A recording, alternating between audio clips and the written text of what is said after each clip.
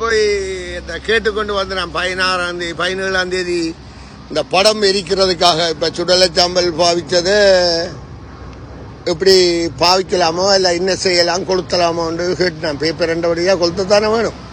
இப்போ ஐயர் இந்த ஒரு கோயிலில் பூஜை செய்கிறவிட்ட இப்போ தங்கச்சி சொன்னவள் சொல்ல நான் சொன்னேன் கடவுளானே கடவுளை எரிஞ்சா கடவுளே பார்ப்பேன். இப்போ ஐயரே சொல்லிட்டார் எரிக்கலாமன்னு.